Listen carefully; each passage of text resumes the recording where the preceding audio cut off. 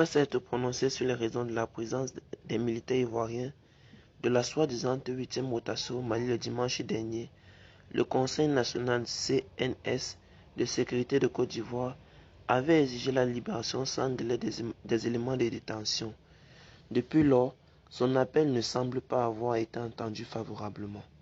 Cela fait 72 heures que le Conseil national de sécurité de Côte d'Ivoire s'est réuni au palais présidentiel pour se prononcer sur la situation des 49 militaires ivoiriens arrêtés au Mali le dimanche 10 juillet 2022.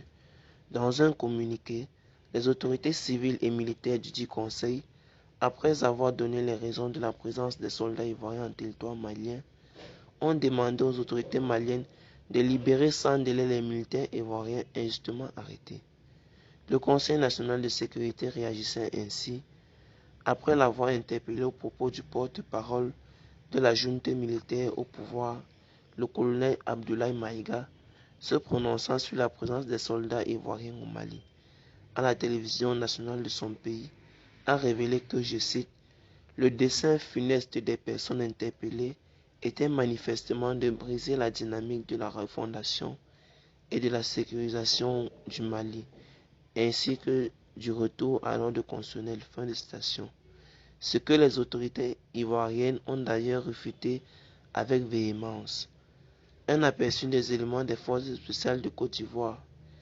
Je cite, toutes ces polémiques ne devraient avoir lieu. Depuis la survenance de l'événement, le chef d'état-major général des armées est en contact avec son homologue malien et toutes les certifications ont été produites quant à la régularité de cette opération. Fin de citation. A déclaré le colonel Koueza Maï Aman, conseiller chargé des opérations extérieures du chef d'état-major général des armées de Côte d'Ivoire, le mercredi 13 juillet.